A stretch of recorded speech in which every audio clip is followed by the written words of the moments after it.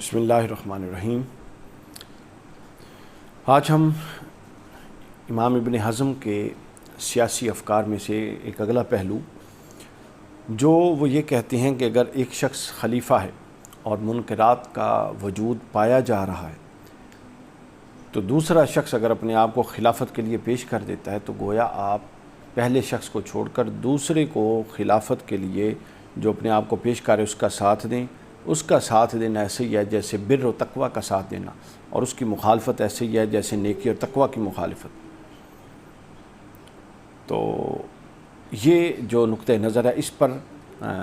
شیخ ابو زہرہ مصری علیہ الرحمہ نے بڑی سخت تنقید کی،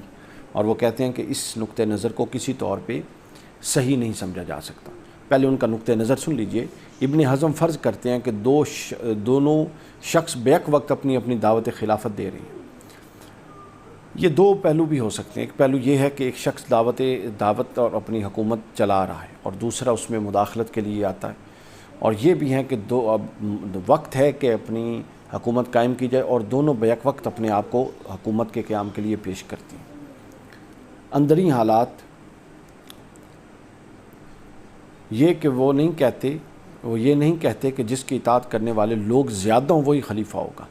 یعنی وہ جمہور کی طرف نہیں جاتے کہ کثرت رائے کے ساتھ خلیفہ منتخب ہو، بلکہ وہ زمانی تقدیم کو اہم قرار دیتے ہیں کہ جس نے اپنے آپ کو پہلے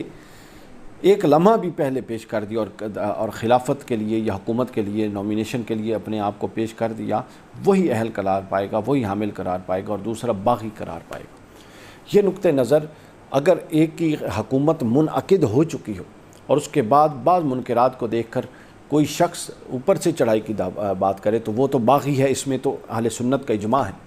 لیکن ابھی انعقاد ہونے والا ہے، اور انعقاد میں محض اس بنیاد پر کہ ایک شخص جو ہے وہ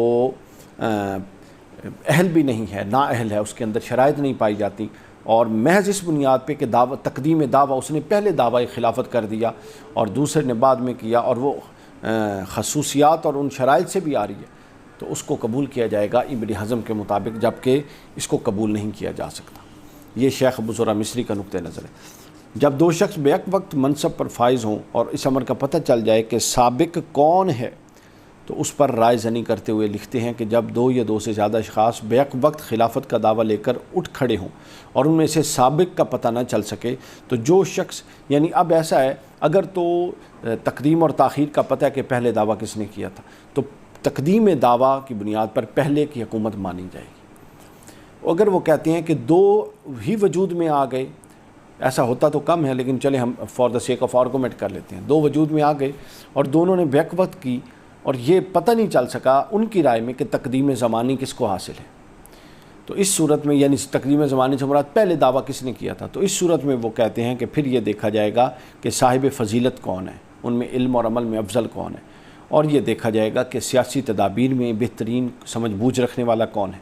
جو ان دو شرائط پر پورا اترے گا اس کو ترجیح دی جائے گی،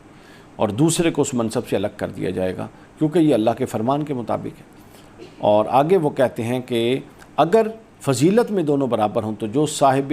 روب اور شان و شوکت ہوگا، چونکہ یہ سیاست ہے، امور دنیا سے متعلق ہے، لوگوں میں بیٹھنے اٹھنے سے متعلق ہے، تو اس پہلو میں جو زیادہ بھاری بھرکم ہوگا اس کو برقرار رکھا جائے گا، بشرطے کہ وہ فرائض اور سنن کو ادا کرتا ہو اور کبائر سے اجتناب کرتا ہو اور صغائر کو چھپاتا ہو۔ اور اگر فضیلت اور سیاست میں مساوی ہیں، یعنی فضیلت میں بھی مساوی ہیں، روب اور دبدبہ اور شان و شوکت جو ظاہری ہے اس میں بھی مساوی ہیں، تو پھر وہ کہتے ہیں دونوں میں قرعہ اندازی کی جائے گی۔ خلاصہ یہ کہ خلافت کا دعویٰ لے کر اٹھیں، اور ابن حزم کی رائے کے مطابق خلافت کا مدار فضیلت و سیاست دو چیزوں پر ہے، لیکن اولین مقام سیاست کو حاصل ہے۔ اگر سیاست میں برابر ہوں تو پھر افضلیت کو تقدم دیا جائے گا، اس کو مقدم رکھا جائے گا، کیونکہ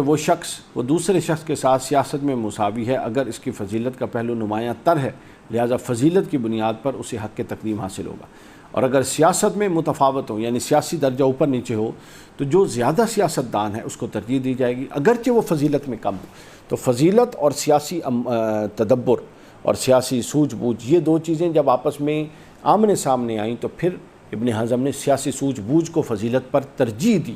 کہ حکومت اور نظم و نسق جو ریاست کا ہے اس کے لیے فضیلت سے زیادہ اہم سیاسی سوجھ بوجھ کا ہونا ہے۔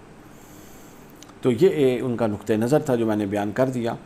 اب یہاں پر جو اختلاف، بنیادی چیز یہ ہے کہ اختلاف میں نے عرض کر دیا کہ شیخ ابو زرع مصری کا ان سے یہ اختلاف ہے کہ وہ اس بات سے اتفاق نہیں کرتے کہ محض منکرات کی وجہ سے، محض بعض 2 4 5 مسائل کی وجہ سے